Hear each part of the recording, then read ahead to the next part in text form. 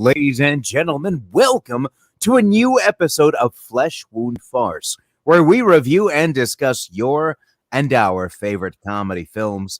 This is the world's first and only combination trivia host and professional wrestling announcer of Chilean descent that currently resides in Southern California, Ozzy V. And with me, as always, on this program, first in the Northern California Bay Area, world-famous juggler Greg Larson. How you doing this week, Greg? Man, I'm doing great. I just got to visit my grandma, and she made some carne asada for me, which is my grandma not knowing how to say carne asada, which was fantastic. Yeah. So, yeah, it was great. Things have been awesome. How about yourself, Ozzy? Well, we're recording this on September 23rd, and about 18 minutes away from the release of the Death Stranding Director's Cut on the PlayStation 5 that I'm looking forward to. Well, and the first 3 episodes of Doom Patrol dropped. And that third voice you heard, ladies and gentlemen, Flesh Wound producer Todd. Yes, you are true that those episodes of Doom Patrol did drop. Was it today? Yeah, the 23rd. Okay. Of September. So now we should probably be on like episode 6. Well, I know with Titans they released 3 in a row, and then they started doing once a week. Yeah. So, but yes, good evening. How's everyone doing? Good. This show is not about DC properties, although I would not be opposed to that. Having a show. Some of them are comical. Precisely. That Harley Quinn animated. My God. That can be discussed on the show, actually. We'd have a special Harley Quinn Flesh Wound Farce. Maybe that'll be a Patreon special. But ladies and gentlemen, regardless of where you're joining us via YouTube or your favorite podcast platform, thank you for joining us. And this week we will be continuing in the horror comedy theme by this week reviewing Tucker and Dale versus Evil with a limited release on September 30th, 2011. Initially released at Sundance on January 22nd, 2010, and at South by Southwest on March 12th, 2010. Todd, if you would please air the trailer. Oh, jeez. Whoa, Jesus. Did you see the way those guys looked at us? Who wants to go skinny dipping?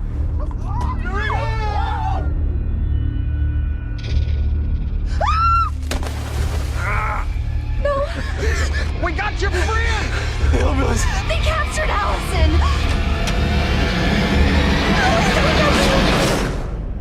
Oh, it's the pancakes. You hate pancakes. I'm gonna make you something else.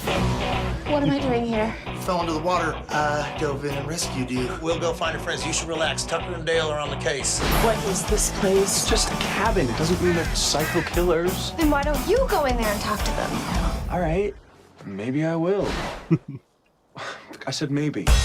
Dale, what are you doing? I'm taking a crapper haul. You mind if I help? He's making her dig her own grave. There's no rules out here. It's us against them.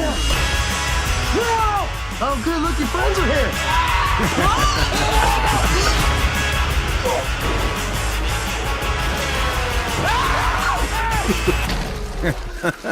Are you okay?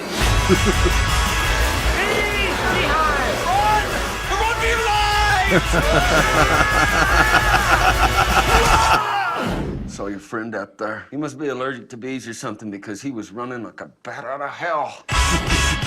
This is a suicide act. These kids are coming out here and they're killing themselves all over the woods. Oh, my God. That makes so much sense.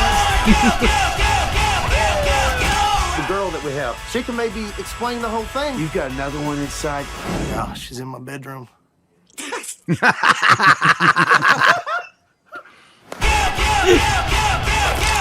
Heads up. Oh, we gotta take the safety off on the side there. Don't be more careful. Time to die, freak. Fire! Double rope. No, don't use that.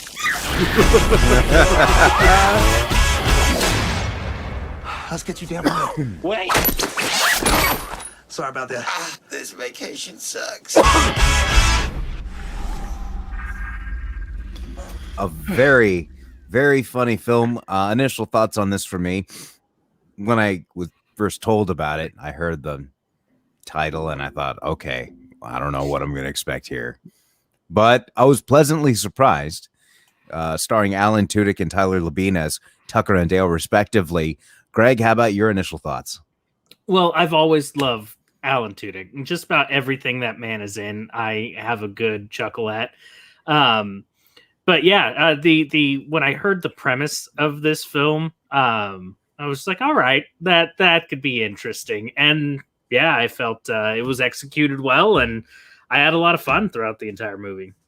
And, you know, just in case anybody's listening to this and didn't visually see the trailer, that might have not given away what the movie is about. So just a quick one-liner from IMDb reads, affable hillbillies Tucker and Dale are on vacation at their dilapidated mountain cabin when they are mistaken for murderers by a group of preppy college students. Todd, initial thoughts? This was my pick. I was kind of worried after last week, but that was not my pick. But yeah, this is one I've loved for quite a long time. I know a lot of movies get compared to Shaun of the Dead, and this one actually can back it up when the cover says, like Shaun of the Dead. I think it's that funny, it's that gory, it's a good time, all the way out. One I tend to revisit a lot. It is definitely a good time. I couldn't find any particular favorite moment that made me laugh really hard, because for me, in terms of the level of humor, there's a lot of humor involved in the situation itself. Of as we saw in the trailer, the fact that she slipped and hit her head, and they just happened to be fishing. To the perspective of the students, it looks like they had something to do. That whole mix-up is funny each time, and I didn't have any point where I was like, oh, them mistaking that for this is funnier than the time they mistake that for that or whatnot. Each time that there is those moments, to be honest, I think maybe re-looking at it, I'd have to say actually it's probably the Beehive. Yeah, that we saw in the trailer. I mean, the trailer did have some of the best moments in the movie, to be honest. The chainsaw into the Beehive, and then what happened after that was probably, I think, my favorite one of those moments, and overall my favorite moment of the entire film. How about you, Greg? So a lot of these laughs were that laugh where you're just like, ha! It's not like a long, hearty laugh. Right. Yeah. It was just but the moment where the guy goes in the wood chipper and Alan Tudyk goes, "Y'all right?" Also did remind me of Fargo a little bit as well. Yeah. As soon as I saw the wood chipper, of course, first thing I thought of. But yeah, no, that's definitely solid. Todd?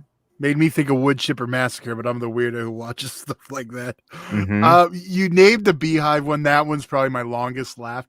But there's a little line when he's trying to talk, when the one guy's going crazy, and he's trying to talk him down. He says, "I got 10 to 12 beers in there. They're all yours. They're on ice." Speaking of beer, Greg, as our resident beer expert, there is a moment when a particular branded beer is featured, and it's not the beer that's on the commercial, because in the pickup truck, Dale is holding a can that has the same font as Miller Lite, but it just says beer, right? Which I found humorous. However, later in the film, they feature a specific branded beer, and that beer is Pabst Blue Ribbon. Greg, can you speak on that as a beer connoisseur? Look, Pabst Blue Ribbon is probably, in my opinion, the best of the cheaper beers. So, beer pong parties, just day drinking, let me tell you can't go wrong. Or fishing. So I think it's the perfect beer for this scenario. I see. So carefully chosen. Yeah. Interesting.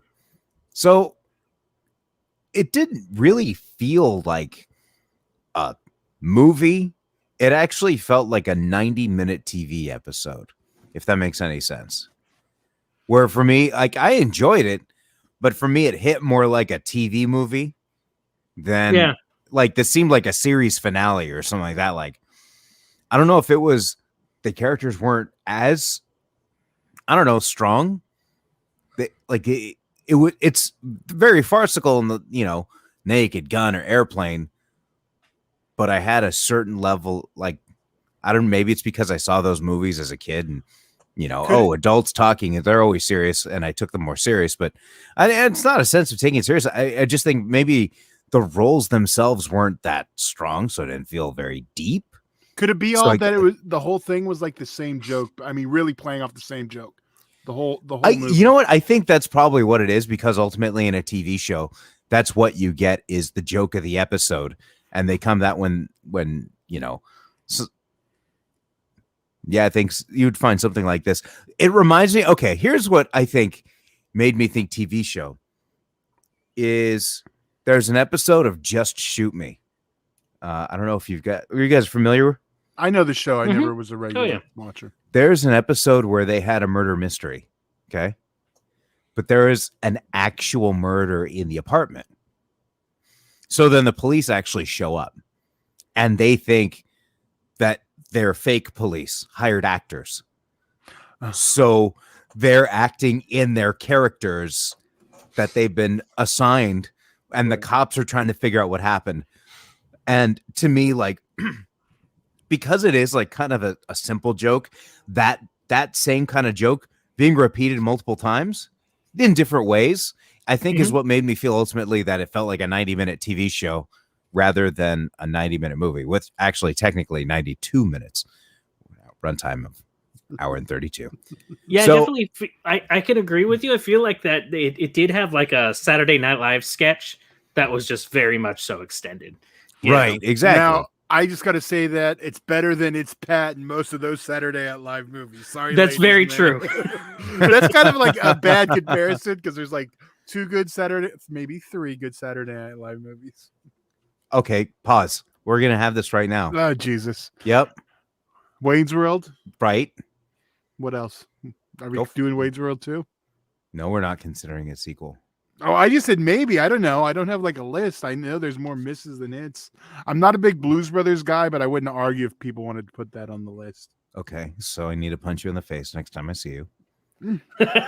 I'm sorry. I know this is the John Landis show. Where no. Listen, okay, okay. We're gonna get back to the ratings in a second, but I mean, I guess you could say that is pretty much it. Yeah, that's what I said. There's not a lot. And like I said, I get people loving Blues Brothers. It's just never when I go back. Would you say Tommy Boy's a Saturday Night Live movie? It is not, but it's produced by Lorne Michaels, so and Chris Farley, David Spade. Yeah, but it's not based off a skit, so no, I wouldn't. Okay, we'll have that discussion once there it is, based off a sketch. That'll be a special Flesh Wound Farce Saturday Night Live sketches. Oh, we need to make a month out of that one. Holy Toledo. What about Coneheads? Okay. Uh-oh. Todd, I need to rewatch listen, that we're one. Getting sidetracked here. Yes, we have like somebody just injected us with a shot of ADD. Now listen, back here. So it does feel like an extended sketch, but that's not to say that the joke gets tiresome. I'm still entertained each time and each way that the confusion happens, and I'm still intrigued to find out what happens at the end. But I'd have to rate this a 3.5 from me. I feel comfortable rating it a 3.5, where it didn't have those like really big laughs, but it was still entertaining, and I was still on board from start to finish. Greg? Right. No, I'm right. Same page with you. I think if I were to rate it just as a comedy, like I would give it a 3, because it was funny, but just the movie was fun. I felt it was a unique premise, like a different take on that genre. And like you said, the jokes didn't, even though it was the same joke, didn't get stale. It was a lot of fun. So yeah, I'd say 3.5 as an overall. And Todd. Well, I'm going to be the one that's high because I love this movie. Wait a second. What's that supposed to mean? Like I'm just some pothead that just gets stoned? No. I'm talking about. I'm giving it a 5 because I love. Oh, it's going to be a high on the score. Got it. Yes. Sorry. Someone's a little paranoid. Someone's a little high right now. Stop it. Yeah, because I love the way they use the gore for humor, and it's over the top. Everything about this. So, Okay. All right. Well, I mean, to each their own. Definitely check it out. Todd, where can the fine folks catch this on Blu-ray and fine DVD, film? or It's not available streaming anywhere right now. It's if like purchase, you can purchase it digitally. oh yeah, you can purchase anything it, digitally yeah. now. Well, yeah. But it's not of it. Like we didn't catch it on Netflix or we didn't rather see any of that. I know it's on a premium subscription on Prime. If you have Magnolia Pictures, their add-on. Oh my! Monsters and Nightmares is another one. There's a few options like if you're on any of those. But... Okay, and I would recommend that. And if you're a huge fan of Alan Tudyk, seek out this movie. Mm-hmm. If you're not, just see it when it comes around. And I will say that Tyler Labine, the entire time throughout the movie, is like, man, he looks familiar. What do I remember him from? And it was the Planet of the Apes, or where I remembered him. Okay, he was in Planet of the Apes. He was the guy that actually he tried to go to James Franco's house, the doctor, to warn him about the virus, and he ends up coughing on the neighbor who was an airline pilot. He's the one that actually spread the disease everywhere. He was the first one to get infected with and getting sick, right? He's all over TV. He is all over TV, but that's where it's like from a movie. That's where I remember him from. At first, he made me think of the from The Dark Knight, where Joker sewed the phone to the fat guy, but that wasn't him. Yeah, he's also pops up on it, and it always he pops up on it. And It's Always Sunny in Philadelphia too. Oh, that's probably it. Yeah. All right. Well, I had a blast. You gave your 5. That's right. Yeah. But we will be back with a new episode next week, continuing in the theme of our horror comedies. Next week, we will be reviewing Death Becomes Her, starring Bruce Willis, Goldie Hawn, and Meryl Streep. I remember seeing that film as a movie. Sorry, I got twisted up a little bit because I got my phone here and I got the PS app alert saying Death Stranding's ready to play. And I'm like, ooh! And I completely, wow. But Death Becomes Her is a movie I saw in the theaters as a child, and I can't wait to revisit it because I remember loving it each time I saw it, no matter how old I was. So that'll be in next week on Flesh Wound Farce. You guys have anything else to say before we head out for the evening? Good evening. I'll talk to you in a week as you're going to be distracted with Death Stranding. Somewhat, yeah, that is accurate. All right, ladies and gentlemen, that's world famous juggler Greg Larson and Flesh Wound producer Todd, and I'm Ozzy V, and we'll see you next week right here on Flesh Wound Farce.